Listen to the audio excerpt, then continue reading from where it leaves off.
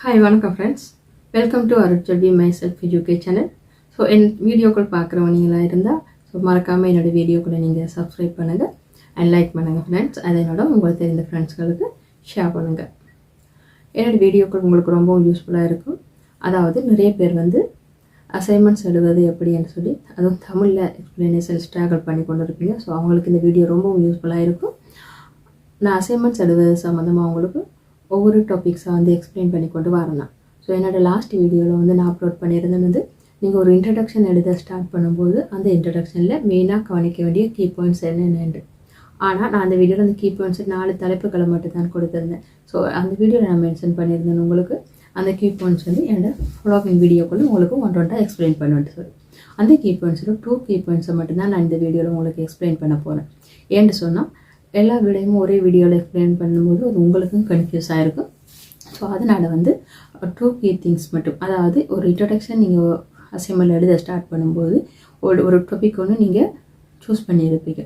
அந்த டாப்பிக்கை சூஸ் பண்ணும்போது நீங்கள் அதில் மெயினாக இன்ட்ரடக்ஷன் தான் ஃபஸ்ட்டு எழுத போகிறீங்க. ஸோ அந்த இன்ட்ரடக்ஷனில் ஹுக் என்னென்று பார்ப்போம். அதே நேரம் செகண்ட் நான் கொடுத்துருந்தது relevant background information. So relevant background information சொன்னால் என்னென்னு சொல்லி இந்த வீடியோவில் பார்ப்போம். ஹாய் வணக்கம் friends, welcome to Arutselvi my self educate channel. So என் வீடியோக்கள் பார்க்குறவங்களாக இருந்தால் மறக்காமல் என்னோடய வீடியோக்களை நீங்கள் சப்ஸ்கிரைப் பண்ணுங்கள் அண்ட் லைக் பண்ணுங்கள் ஃப்ரெண்ட்ஸ். அதனோட உங்களுக்கு தெரிந்த ஃப்ரெண்ட்ஸ்களுக்கு ஷேர் பண்ணுங்கள். என்னோடய வீடியோக்கள் உங்களுக்கு ரொம்பவும் யூஸ்ஃபுல்லாக இருக்கும். அதாவது நிறைய பேர் அசைன்மெண்ட்ஸ் எழுதுவது எப்படின்னு சொல்லி அதுவும் தமிழில் எக்ஸ்பிளனேஷன் ஸ்ட்ரகிள் பண்ணி கொண்டு இருப்பீங்க. ஸோ அவங்களுக்கு இந்த வீடியோ ரொம்பவும் யூஸ்ஃபுல்லாக இருக்கும். நான் அசைன்மெண்ட்ஸ் எழுதுவது சம்மந்தமாக அவங்களுக்கு ஒவ்வொரு டாபிக்ஸாக எக்ஸ்பிளைன் பண்ணி கொண்டு வரலாம். ஸோ என்னோடய லாஸ்ட் வீடியோவில் நான் அப்லோட் பண்ணியிருந்தேன் நீங்கள் ஒரு இன்ட்ரடக்ஷன் எழுத ஸ்டார்ட் பண்ணும்போது அந்த இன்ட்ரடக்ஷனில் மெயினாக கவனிக்க வேண்டிய கீ பாயிண்ட்ஸ் என்னென்னு.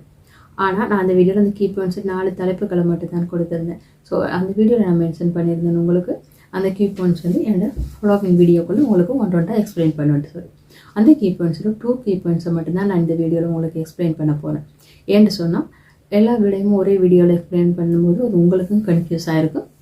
ஸோ அதனால் 2 கீ திங்ஸ் மட்டும், அதாவது ஒரு இன்ட்ரடக்ஷன் நீங்கள் அசைன்மெண்ட் எழுத ஸ்டார்ட் பண்ணும்போது ஒரு டாபிக் ஒன்று நீங்கள் சூஸ் பண்ணியிருப்பீங்க.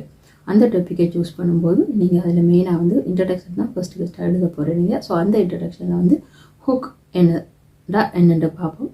அதே நேரம் செகண்ட் நான் கொடுத்துருந்தது relevant background information. So relevant background information சொன்னால் என்னென்னு சொல்லி இந்த வீடியோவில் பார்ப்போம். Hi friends, how to write introduction. So introduction எப்படி எழுத போகிறீங்க, அதில் மெயின் கீ பாயிண்ட்ஸ் ரொம்பவும் நீங்கள் கன்சிடர் பண்ண வேண்டும். அந்த மெயின் கீ பாயிண்ட்ஸை நீங்கள் கன்சிடர் பண்ணும்போது உங்களுக்கு ஒரு ஸ்ட்ராங் இன்ட்ரடக்ஷன் எழுதலாம் நீங்கள் சூஸ் பண்ண டாபிக் சம்மந்தமாக. ஸோ ஃபஸ்ட்டு ஹூக்னு சொல்லி ஒன்று நீங்கள் மெயின் பண்ண வேண்டும். ஸோ ஹூக்னு சொன்னால் என்ன, அதாவது நீங்கள் தயவு செய்த ஒரு டாப்பிக்கை சம்பந்தமான டீட்டெயில்ஸ் நீங்கள் ரீட் பண்ணி தகவல் சேகரித்திருப்பீங்க. அதை என்ன செய்ய போகிறீங்க, நீங்கள் ஒரு நரோ டவுன் பண்ண போகிறீங்க.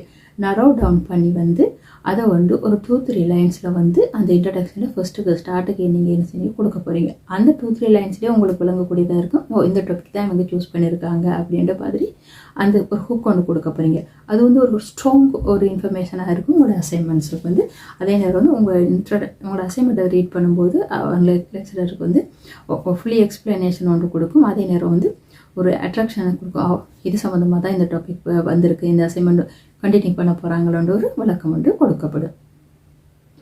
ரெண்டாவது செகண்ட் பாயிண்ட் என்னென்னு சொன்னால் அசைன்மெண்ட்ஸில் நீங்கள் ஸ்ட்ராங் இன்ட்ரடக்ஷன் ஒன்று கொடுக்கும்போது அடுத்து கருத்தில் கொண்ட வேண்டியது relevant background information.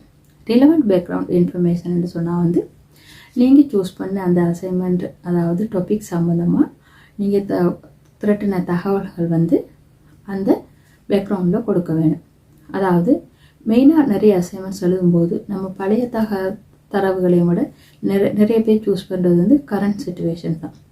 Current situation topic நீங்கள் சூஸ் பண்ணும்போது கரண்ட்லி அது சுச்சுவேஷன் என்ன என்பதை நீங்கள் அந்த பேக்ரவுண்டுக்கு கொண்டு வந்தீங்கன்னு சொன்னால் உங்களோட அசைன்மெண்ட்ஸ் இன்னமும் உங்களுக்கு அட்ராக்ஷனாக இருக்கும். அதே நேரம் நல்ல ஒரு தியரிட்டிக்கலாக ஒரு எக்ஸ்ப்ளனேஷன் கொடுக்குற ஒரு இன்ட்ரடக்ஷன் ஒன்று கொண்டு வரலாம்.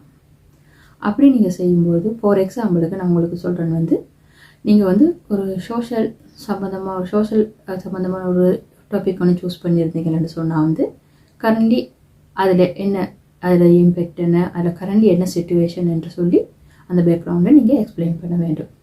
அல்லது நீங்கள் ஒரு ஹிஸ்டாரிக்கல் அல்லது ஒரு கல்ச்சரல் டாபிக் வந்து சூஸ் பண்ணியிருந்தீங்கன்னா அந்த கல்ச்சரல் அல்லது டாபிக் சம்மந்தமாக அல்லது ஹிஸ்டாரிக்கல் சம்மந்தமாக கரண்ட் சிச்சுவேஷன் என்று கொடுத்தா இன்னமும் உங்களோட இன்ட்ரடக்ஷன் வந்து ஸ்ட்ராங்காக இருக்கும். அல்லது நீங்கள் சூஸ் பண்ண டாபிக் வந்து ஒரு அகடமிக்கலி டாப்பிக்காக இருந்தால் அகடமிக்கலி கண்டென்ஸ்ட்னு சொல்லுவாங்க. அதாவது அகடமிக்காக அந்த கரண்ட் சிச்சுவேஷன் என்ன, அந்த டாபிக்குரிய நீங்கள் சூஸ் பண்ண டாபிக் சிச்சுவேஷன் சொல்லி உங்களோட பேக்ரவுண்டில் நீங்கள் எக்ஸ்பிளைன் பண்ணீங்கன்னு சொன்னால் இன்னமும் உங்களோட அசைன்மெண்ட்ஸ் இன்ட்ரடக்ஷன் வந்து ஸ்ட்ராங்காக இருக்கும். ஸோ நான் உங்களுக்கு ரொம்பவும் குழப்ப விரும்பல. ஸோ இன்ட்ரடக்ஷனில் நீங்கள் மெயினாக கன்சிடர் பண்ண வேண்டிய கீ பாயிண்ட்ஸில் உள்ள 2 திங்ஸ் இங்கே எக்ஸ்பிளைன் பண்ணியிருக்கேன், hook and relevant background information. So மிச்சம் அடுத்த என்னோடய வீடியோக்குள்ளே நீங்கள் ஒரு ஸ்ட்ராங் இன்ட்ரடக்ஷன் எழுத வேணுமெண்டா அடுத்து இது தவிர மற்ற என்ன பாயிண்ட்ஸ் கன்சிடர் பண்ண வேண்டுமென்று சொல்லி எக்ஸ்பிளைன் பண்ணுவேன். ஸோ தொடர்ந்து என்ன வீடியோக்களை பாருங்கள். ஸோ மறக்காமல் சப்ஸ்கிரைப் பண்ணுங்கள் அண்ட் உங்கள் தெரிஞ்ச ஃப்ரெண்ட்ஸ்களுக்கு ஷேர் பண்ணுங்கள். எதுவும் உங்களுக்கு டீட்டெயில்ஸ் தேவைன்னா எனக்கு இமெயில் பண்ணலாம், அல்லது நீங்கள் என்னோடய இமெயில் நான் இதில் மென்ஷன் பண்ணியிருக்கேன்னு நினைக்கிறேன் இந்த யூடியூப் சேனலில். ஸோ அந்த இமெயிலுக்கு நீங்கள் கண்டெக்ட் பண்ணலாம். அடுத்த வீடியோவில் சந்திப்போம். நன்றி, வணக்கம் ஃப்ரெண்ட்ஸ்.